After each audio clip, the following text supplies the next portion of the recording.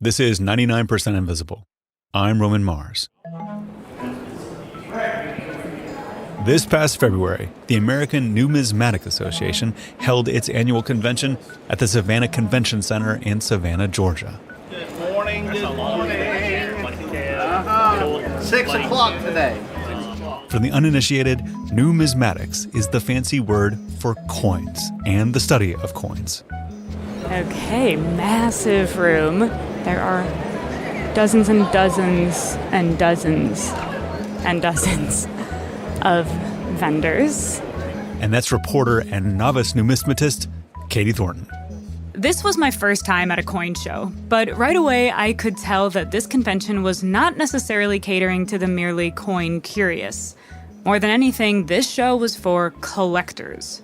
Mostly of US coins, with each booth featuring something for which there was some kind of small but extremely avid fandom. These gold pieces were made with gold from the California gold rush. We're specialists in what's called 3-cent silvers or trimes. These are half dimes. Have you ever heard of a half dime? I have now. There was also a society dedicated to crushed pennies, like when the machines smush the pennies, or as they call them, elongateds. Why do we stop on pennies? You give me a foreign currency and we'll smash it and see how lovely the design comes out.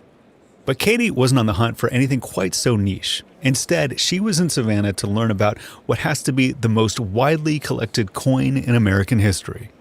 So I'm of the age where my sort of introduction to coin collecting was the state quarters. Do you have any you could show me? Oh, yeah.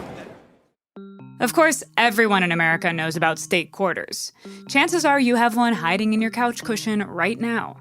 From 1999 until 2009, the U.S. Mint issued 56 special quarter designs, one for each state and territory, and Washington, D.C. They put billions of these special quarters into circulation. On the front, you'll see the classic profile of George Washington, but turn any of them over and you'll see an engraving of something that some state or territory likes about itself. The quarter from my home state of Minnesota features a loon. Kansas has a bison. And Illinois, well, it couldn't decide. So it has Lincoln kind of framed by the outline of the state with the Sears Tower in the background. Somewhat awkwardly, two different state quarters featured the Wright brothers flyer, because the first modern airplane was built in Ohio, but it was flown in North Carolina. But the State Quarters series is more than just a bunch of cool designs on the back of some coins. Yeah, when they first came out, if you were like me, you probably thought, hey, cute, a fun little thing the government did just for the hell of it. But that's just not true. In reality, just beneath its shiny metal surface, the State Quarters Initiative was a high-stakes government program, one in which coin collecting played a critical role. Because it turns out the Mint didn't spend all those years creating billions of new coins just for the sake of civic pride. Instead, the State Quarters were developed for the express purpose of getting us to collect them and to turn a healthy profit for the U.S. government. Today, the story of how the U.S. makes money off of making money, and how it makes even more if you collect. In many ways, the Mint State Quarters program is the product of a series of innovations in American currency, starting with the invention of the quarter itself. Because for the first 200 years of colonial history, America didn't even have a standard system of denomination. So the earliest coins that were used in the earliest settlements of what became the United States were literally the coins that settlers brought in their pockets. Jesse Kraft is an assistant curator at the American Numismatics Society, not the American Numismatic Association, which put on the coin show, a different numismatic group, and he focuses on American coins. The first boats that came over actually had a lot of German settlers as well, so there's a good mix of German coins, English coins, of course, Spanish-American coins. Soon, coins from all over the world made their way into the colonies. English shillings, Portuguese joes, German thalers. It was chaotic. It's not like the exchange rate for these things was 1-to-1. But Kraft says there's one thing making it easier. In those days, coins were made almost entirely of rare, precious metals like gold, or more often, silver. That meant that no matter what country the coin was from, its value was determined by its metal content. How much gold or silver was in there. So each piece was weighed to check its gold weight. And because the different coins had different weights and wore down, even just like a little bit of, friction on a gold coin would actually affect its value. And if that sounds impractical, well, it often was. Imagine trying to buy a herd of sheep only to find that the precious silver coin you'd had in your satchel this whole time was too worn down to pay for it all. Complicating things further, there were never enough of these random, worn-down coins making their way into the colonies for everyone to use in the first place. So the colonists also had to use something else as money. One of the first pieces of money that was legislated as legal tender was actually corn. Corn, wheat, and barley were all literally used as money, with an exchange rate just like any other currency. In 1631, for example, 1 bushel of corn had the same spending power as 6 English shillings. They even accepted corn for payment in taxes. That's how legal it was. This is money. Eventually, though, people got tired of buying their cows with a combination of random European denominations plus a bunch of bulky, loose grain. So after the United States won its independence, its leaders finally decided that we might want to make our own standardized monetary system. It was at that point Jefferson wrote his now famous Notes on Coinage. Oh yeah, so famous. Very simple name, but it kind of redefined everything. Jefferson basically says, hey, British money is confusing. A pence is 1/240th of a pound. A farthing is 1/960th. Spanish money, though, it uses easy, common-sense fractions, halves, quarters. That's what we should do. So in 1792, the U.S. Mint began making dollar coins, named for the Spanish dólar, as the United States' base unit. Just like their Spanish predecessors, dollar coins were made of silver. And early on, the mint made gold coins, too. They were called eagles. That's literally the name of the coin. Silver dollars and gold eagles. An eagle was worth $10. So these are half eagles, these $5 pieces. This is Caroline Turco. She is a curator at the American Numismatic Association. I ran into her at the coin show in Savannah, where she showed me these old gold coins. So it's based on weight. So the $5 half eagles here are $5 worth of gold, give or take a few cents at that time to consider the amount of work and money it took to make it. And then the smaller ones, they're a quarter eagle, and they are worth $2.50 worth of gold. And silver coins worked pretty much the same way, which is to say the way they do today. Dollars, half dollars, and of course, quarters. But beyond just standardizing the denominations, the early U.S. Mint faced another equally important numismatic task. It had to decide what our coins would look like. Only these first designs were nothing like our modern state quarters. Instead of dozens of elaborate variations, early U.S. coins only featured a small number of very simple, some would say boring motifs, and deliberately so. That's because the Mint used design in part to guard against counterfeiting. By making engravings clean, simple, and consistent, you could easily spot any deviation.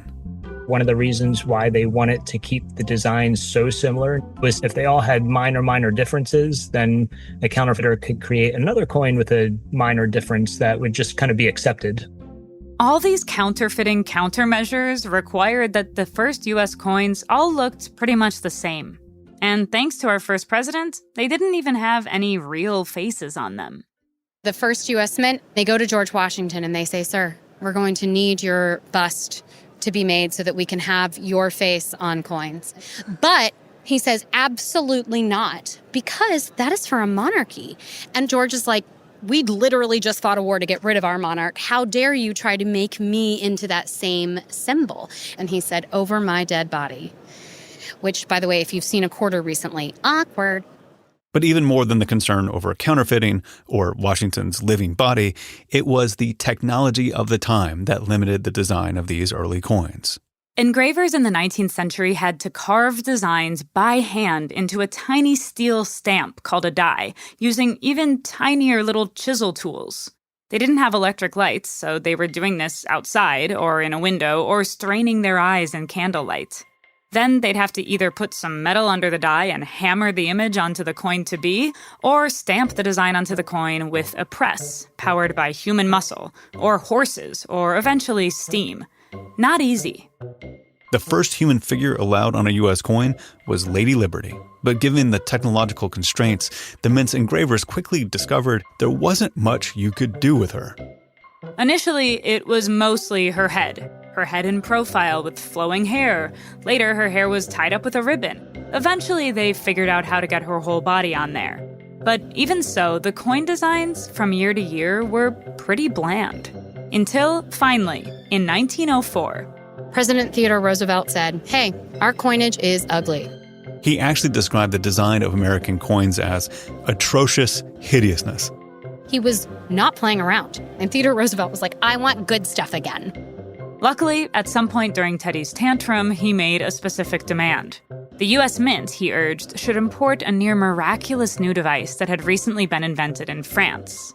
It was called the Janvier reduction machine. Essentially, you could sculpt a large-sized coin, sometimes 2 and 3 feet in diameter, quote-unquote coin, and then you could put this design onto the Janvier reduction machine, and it would have this little stylus and just slowly go over the design, and at the same exact time, engrave that design onto a die the actual size of the coin. Oh, so cool.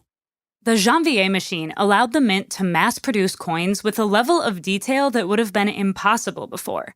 Suddenly, Lady Liberty could do more things.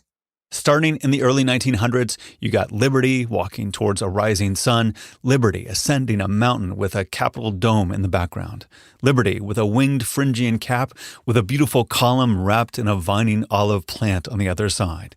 This aesthetic revolution in U.S. currency has been termed the American Renaissance of coins. It even led to an explosion in special commemorative coin designs in the 1930s for things like the Texas Centennial and the opening of the Bay Bridge, to the point that the whole thing actually got kind of out of hand. There is one commemorative coin that was made to have a living person on it. It was an Alabama senator. Alabama, why? Because he wanted his face on a coin. But the ability to put almost anything you wanted on a coin was not enough on its own to pave the way for the state quarters program. For that to happen, U.S. coins would need to undergo one more critical transformation, this time to their metal content. Remember, up until this point, silver coins were still made of silver. They had that inherent metal value. But in the 1960s, that ended. President Lyndon Johnson got rid of all of our pretty, shiny silver coins and replaced them with something called clad coins. In clad coinage, a piece of low-cost, kind of ugly metal is clad in a thin layer of something a little bit prettier. It's a much cheaper way to make a coin. So in 1965, looking for ways to save money, Johnson convinced Congress to stop putting silver in coins. Instead, he had them minted from copper and then covered in nickel. They were nicknamed Johnson sandwiches. Jesse Kraft says that prior to this, if a national government ever debased its currency, they would only dare to do it very gradually, changing the coin's metal content a little at a time over the course of decades. LBJ, God bless him, just went ahead and did it all at once. 1964, literally all the coins are silver. 1965, none of them are silver. So it kind of created valueless coins. So it's actually one of the most significant things that's ever happened since perhaps the beginning of coins themselves. And no one seemed to care. And it's true. No one really cared. Everyone just carried on as if we were all still lugging these little pieces of silver around and continued spending and accepting U.S. coins like nothing had changed. But for the mint, everything had changed. Because this strange metallurgical bait and switch meant that suddenly a coin like a quarter cost way less than a quarter to make. And that discrepancy between the production cost of the coin and its face value allowed the mint to engage in a money-making scheme beloved by governments the world over. It's called seniorage. Seniorage. It's really a simple concept. This is Philip Deal. These days, he's the president of U.S. Money Reserve, a coin seller. A few decades ago, though, he was director of the U.S. Mint. And he says to understand seniorage, you have to think of the mint as a business, a business whose product is coins. And that is like any product in business, you hope to produce it at a cost that is less than what you sell it for. So the goal for the mint is to make coins as cheaply as possible, but to still sell them at their face value so that they can turn a profit, just like any other product. And when you do that with coins, that's called seniorage. So seniorage is the profit the mint makes from selling a coin for more than it costs to produce it. Like Philip said, simple. Now, if you're wondering who would be stupid enough to pay 25 cents for a coin that only costs a few cents to make, well, you are. And me too. And me. We all end up paying full face value for these coins, thanks to a chain of sale that starts with the mint's largest customer, the independent Federal Reserve Bank. Which, just for clarity, operates independently of the federal government. The Federal Reserve, they pay us the face value of the coin, and then those coins are distributed to the regional Federal Reserve banks. And the regional Federal Reserve banks then take orders from the banking system in the United States, and the coins are delivered to the banks. Let me translate, at the risk of making this part a little too simple. The mint makes coins, again, let's say quarters, as cheaply as it can. The banks then buy those quarters at face value from the mint. Businesses buy quarters at face value from banks. And when we get change from the cash registers at those businesses, we get those quarters. So everyone in that sequence, banks, businesses, people, pay 25 cents for something that the mint originally made for much, much less. Once a quarter gets old and worn out, the U.S. government can end up buying it back and recycling the metal. But that can take a long time. And that coin might have circulated for 30 years. And so for us, the mint, that coin is basically like a 30-year long-term loan, interest-free. So in the end, the only one turning a profit is the U.S. government. But the truth is, this approach only worked well for a little while. When the U.S. first started making significant seniorage off of coins in the 1960s, it was a good bet. The difference between the production cost and the sales price ensured that the mint made about 4.5 cents off of every nickel, 9.5 cents off of every dime, and 24 cents off of every quarter. Even the penny made a little bit of money. But as the price of metals like copper rose, so did the cost of making coins. As early as 1974, the cost of making the penny was already approaching its face value. So the mint futzed with the metal ratios again, just trying to make this thing for even cheaper. They upped the zinc and lowered the copper, which again worked at first, but not for long. So when Philip Deal became the director of the U.S. Mint in 1994, one of his main goals was to stop and ideally reverse this decline. And so when I was director of the Mint 30 years ago, I was the first Mint director to recommend the elimination of the penny. And it was long overdue then. Unfortunately, Philip did not have the necessary sway to kill the penny. America would have to wait for someone else to make that one happen. But there was another more exciting idea to boost seniorage that was being bounced around the mint at the same time. A scheme to increase the sales of one of their biggest earners, the quarter. And after a couple years, I started thinking about whether or not it was possible. And I became convinced we could do it. At that time, in the mid-90s, every quarter, thanks to its high face value, was still netting the mint about 22 cents in seniorage. And every year, some of those quarters would fall out of circulation. People lost them, accidentally threw them out, or put them in coin jars in the car. Which meant every year, the banks had to ask the mint for more quarters to replace all those missing coins, make up the gap, and ensure that the country didn't run out of change. That, of course, was good for the U.S. government, because selling more quarters to the banks generated more seniorage for the mint. But what if there was a way to get people to take even more quarters out of circulation every year? Well, one way was to convince people to start collecting them. Only the mint couldn't just rely on hardcore collectors, like the ones I met at the convention, to get the job done. The idea was to take billions of dollars worth of quarters out of circulation. If it was ever going to do that, the mint would somehow have to convince ordinary people, people who rarely even thought about quarters, to start collecting them too. And what better way to encourage ordinary Americans to start collecting quarters than by issuing a bunch of special designs? Say 50 of them. And so I'm sort of famous there for having created the 50 state quarters program. Sneaky? Perhaps. Elaborate? Sure. Profitable? Definitely. The idea had been circling among coin fans for years. Canada's mint had already done something similar, and it made money. But Philip couldn't just order the mint to make a bunch of new designs. After all, the mint, by this point, had been stamping quarters with the same design of George Washington in profile since 1932. Making lots of new designs required lots more resources. To make the state quarters program happen, the mint needed an advocate in Washington.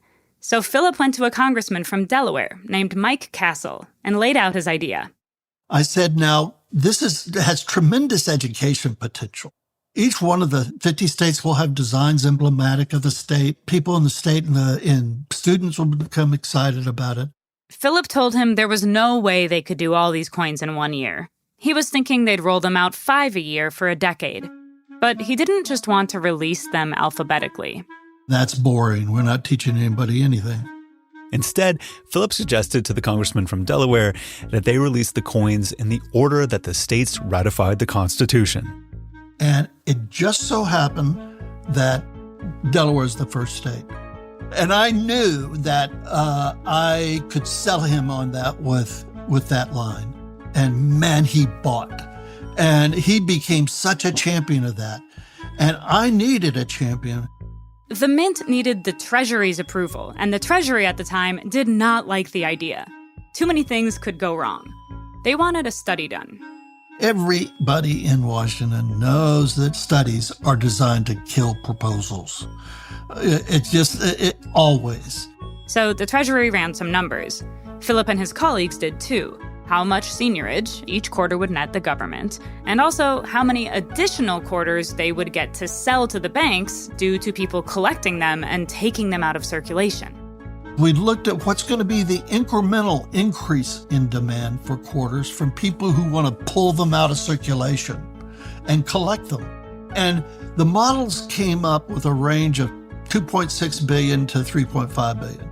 In other words, the amount of quarters people took out and kept in their private collection would generate the government at least $2.6 billion in profit. And the Treasury ended up recommending the program. And man, was the deputy secretary, I was at that meeting, and the deputy secretary of the Treasury was hot when his hand-picked committee made that recommendation. Congress gave the mint the go-ahead in late 1997. And just over a year later, in 1999, the state quarters went live. Hi-ho, Kermit the Frog here, announcing the new 50 state quarters from the United States Mint. We employed Kermit the Frog. I wanted Kermit because he was the perfect spokesfrog for our product because the appeal was so broad. Each quarter tells something about the state it represents. This one's New Jersey. It was the first time in decades that there was any significant change made to a U.S. coin. And it was exciting. Incredible buzz. 50 state quarters from the United States Mint, the most exciting change America's ever seen. Philip and his team had done their research. They knew people loved the treasure hunt aspect of collecting. So they worked that into the program. All U.S. coins have mint marks, little letters on the front indicating at which mint the coin was made. So they made sure every state quarter bore one of two mint marks, P for the Philadelphia Mint or D for Denver, so people would have twice as many coins to collect. The states especially loved it. Governors got their constituents involved, submitting design concepts and voting on their favorites. And that was a brilliant marketing move.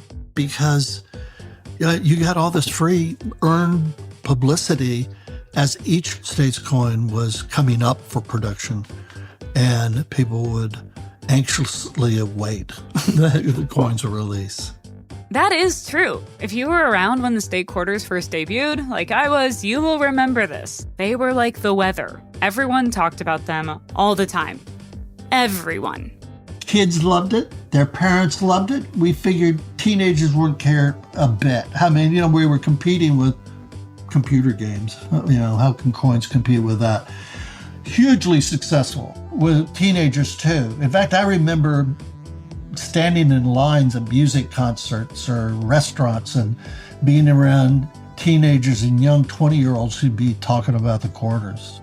And at times it seemed like almost everyone collected them, or at least would hold on to a few of their favorites. To this day, I am loath to part with a Connecticut quarter. I mean, have you seen this thing? It is gorgeous. Soon, the private market was cashing in on it too, selling all sorts of accessories. Are you like me and my family collecting the new U.S. quarters? Problem is, where do you put them? It's the USA Coin Collection Album. You'll receive this unique map, which features a space to hold each quarter. Now you can have the perfect way to proudly display your collection with the America's 50 State Quarters wooden frame. Due to overwhelming demand for these quarters, this is a limited offer for a limited time. You must act now. But wait, order within the next 10 minutes and we'll include a special bonus, our 50 State Facts Book, filled with exciting information about each state. Call now. As planned, the coins rolled out 5 a year for 10 years. They made nearly 35 billion of these quarters. Sadly, a stack of 35 billion quarters is not tall enough to reach the moon. We checked. Sorry, you're just going to imagine a lot of quarters. The program was so popular that after a decade of releases, the Mint extended the run an extra year and added the territories. By the end, so many quarters had gone out of circulation that the banking system had to purchase more than twice as many quarters as it had in the 10 years before the initiative. That increase in demand netted the Mint, by conservative estimates, $2.6 billion, just as Philip's team had originally predicted. Am I understanding correctly that that was from the seniorage alone? Yes. Wow. Those quarters, those circulating quarters were in huge demand and were taken out of circulation, and that's where that $2.6 billion come from. That money went back into the Treasury's General Fund, which went to lowering the tax burden and paying down the national debt. It was a huge victory, and it turned a whole generation onto the magic of coins, including Caroline Turco. I remember, when the state quarters came out, I was interested for the very first time. And, here in this show, this is my 6th show, and I've never seen the U.S. Mint this busy. Never. In the past year, coins have been in the headlines. The U.S. finally stopped producing the penny, RIP. We have new coin designs that honor the U.S.'s 250th. Coins whose images paint a very specific and perhaps overly generous view of early American history, with designs of pilgrims and the Mayflower. But these coins will be around for a long time, and love them or hate them, they are probably going to get some folks hooked on coin collecting. That's good for the Mint, but they're not the only ones who want to see the hobby live on.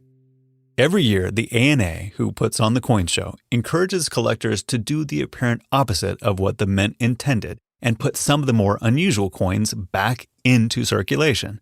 But really, it's just their own way of piquing people's interest.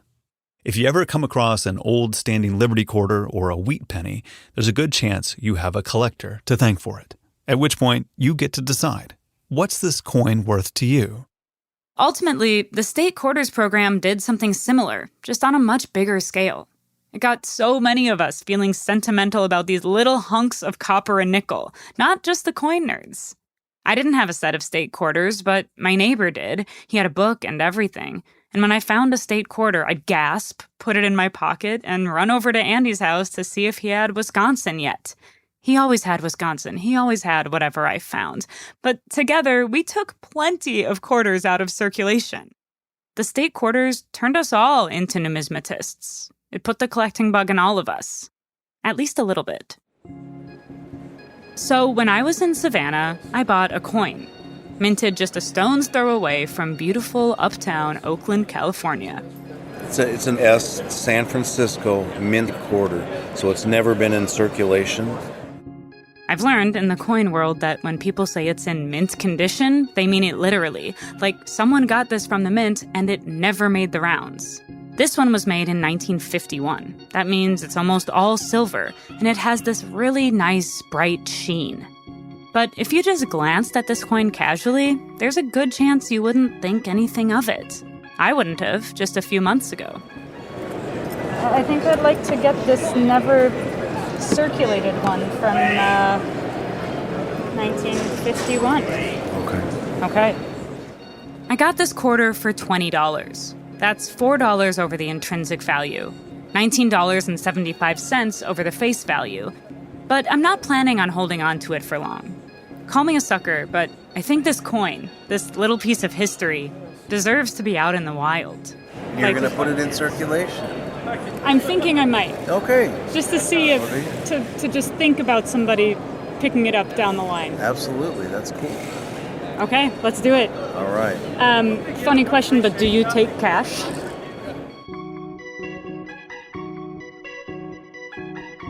When we return, the story of one state quarter that might not have been worth it.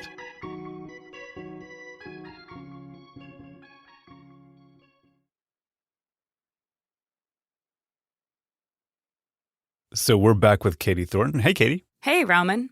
So we talked about how the state quarters program works and how they made money for the government.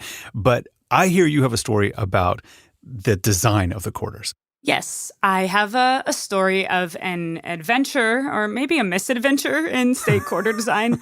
But before we get there, I want to just look at all the quarter designs really quick. I sent you a link that has all of the special quarters. Yes. Okay, I see them all arrayed in front of me, all 50. 56. 56. 56. Okay. Don't forget DC and the territories. We've got them all.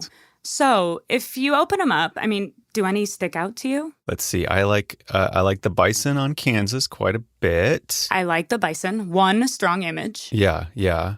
It's clear that the ones that work the best are kind of trying to put together one cohesive image. Like Florida has like a ship and like the space shuttle and some palm trees and stuff, and it just looks like a weird patchwork of clip art, and that is not doing it for me. Yeah, I agree. And I think it sort of makes me think about flag design a little bit, in that, you want to sort of strive for cleanness and simplicity, sort of like communicating a clear message in as few images as you can. Yeah, no, I think that there's some similarities. I think the differences are that, quarters are meant to be enjoyed, looking at up close. Engraving is a real fine, detailed art form. So yeah, I'm open to these being much more complicated. I do like them to have a kind of cohesive, composition and feel to them. I think that's the main thing. But there's just something about them that's just lovely. I agree. Yeah.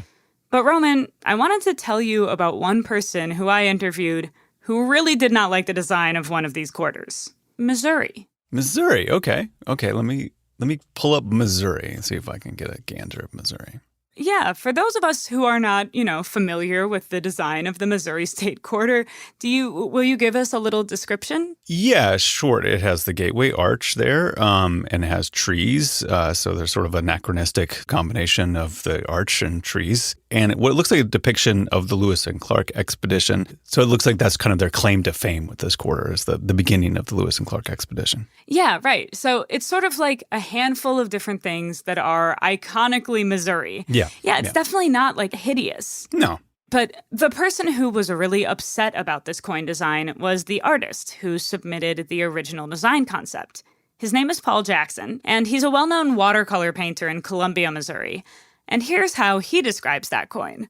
My original design was sort of an elegant symbol. It had two people in a canoe, and it had the arch, sort of fading into the mist in the background.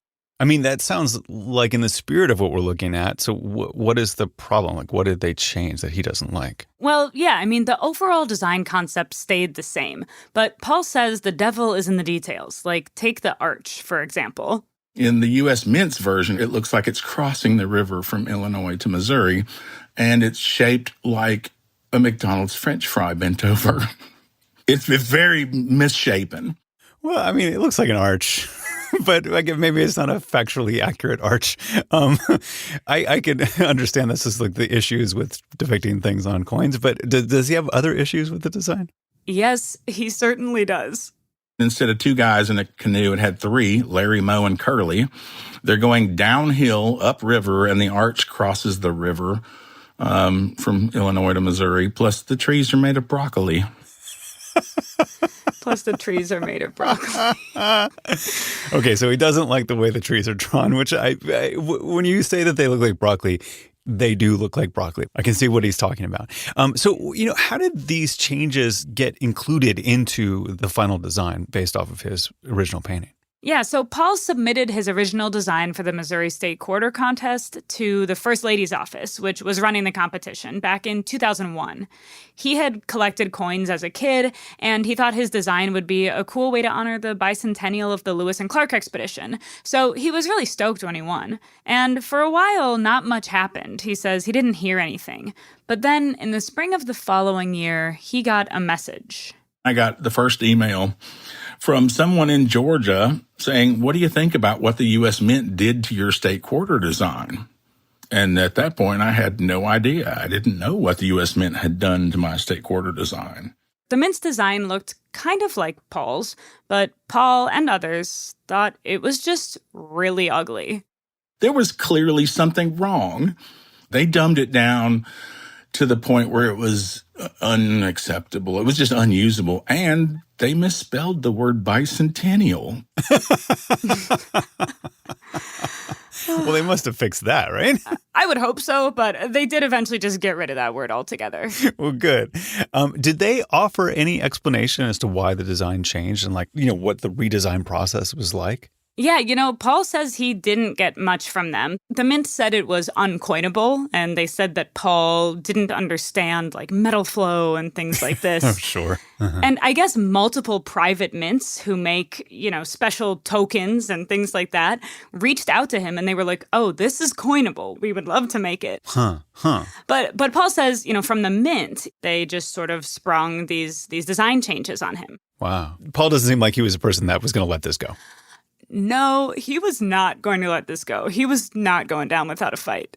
So I gathered a few of my supporters and went to protest. And so I put out the call on AOL and invited anybody who was upset about it to join me at the state capitol. And about 50 people showed up. They all had little signs. The U.S. Mint lied. They've stolen state pride. Things like that. I mean, I love this scene so much, but did the protest actually accomplish anything? Well, it would have been a dud because what Paul didn't realize was that the state legislature wasn't actually in session at the time. But one thing that Paul did at this protest was he took about 20 quarters, just normal quarters, because, at this point, the Missouri State Quarter hadn't actually come out yet. They'd just been publicizing the design. And he printed up some round stickers with his Missouri Quarter design on it. And he stuck it on the tail side of these 20 or so quarters. And the next morning, I was dead asleep and got a phone call from somebody at the Kansas City Star. And this reporter said, how does it feel to be under Secret Service investigation for defacing money? And the first word out of my mouth was awesome. That's how you felt? Yep. Because I knew at that moment we had gotten traction. So I printed 250,000 more stickers. And I put them on the back of 250,000 quarters. Whoa. What? Really? I mean, that's Paul's telling of it. That's more than $60,000 in quarters. Yo. He said sometimes they would just go to the bank and get rolls of quarters and sticker them up and then return them to the bank. Amazing. He's like, there's quite a lot of dedication here. But he didn't just return them all to the bank. He would also use them to sort of continue his protest, to bring his protest to a broader sphere.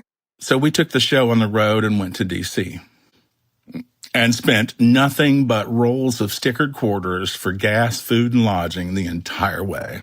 That is amazing. That is amazing. I love that the coin collector types put things into circulation to make a point. Totally. So cool. I agree. I had to double down and clarify this with him. Hold on, nothing but quarters? You paid for your hotel room in quarters? Not once, but every night, and gas. Wow. And also, they didn't just do that. When they got to D.C., they rolled this giant 4-foot diameter foam quarter with his design from the White House to the U.S. Mint. And the press did love this. An artist from Columbia, Missouri is upset that the U.S. Mint has rejected his design for the state quarter. He's protesting by putting stickers with his design on the back of real quarters. Today, he'll be handing out those sticker-covered quarters in front of the U.S. Treasury building here in Washington. This is such a NPR story. Just the straight read. I love it. I mean, it's just a fat, slow pitch down the middle for NPR. And for us, here we are. But he mentions like that the Secret Service was investigating him. So this is like a question of defacing money. Like, is this something that he could actually get in trouble for? Okay, so he says he went to the Secret Service headquarters. We tried to turn ourselves in, and apparently the Secret Service doesn't listen to NPR or something, but they said, we don't have any record of you. Get out of our building. I love it. He's like, arrest me. I love that he's just trying to be, he's just trying to provoke them to have something happen just so we can kick up enough dust to make this a thing. Yeah, I think he's got a real sense of story and drama. Oh, absolutely. But ultimately, the type of defacing money that he was doing, it's not illegal. He's not trying to profit from it. So, it's just legally not an issue. And so did any of this, I mean, you showed me the final quarter, so I know Paul didn't get, most of his original design back on the quarter, but did his protests ultimately have any influence on the design process? Yeah, I mean, it was like this whole hubbub. And so the Mint did keep offering redesigns. But, Paul just was never really happy with what they did. And the whole thing left a bit of a bitter taste in his mouth. I divested of my coin collection during this entire process because I learned that basically I was the savings account for the U.S. Mint. They anticipate that you will take sets of those state quarters out of circulation. Plus the $60,000 worth of quarters that he bought to add his painting to the back of. So he created even more seniorage opportunities for the federal government through the quarter program without even probably intending. Right, yeah, there's definitely a big irony here. And also, just throughout this whole saga, he made the Missouri state quarter and those stickered quarters really hot commodities. Like, people definitely took them out of circulation. And that's a win for the Mint. So if it's whether it's artist approved or not, the quarters did their job, at least in the eyes of the Mint. Totally. Though Paul doesn't really think it's quite so black and white, because I asked him about that. I asked him who won, him or the Mint. Oh, I totally won. Are you kidding? I had a blast, and they created more opportunities for me than they cost me.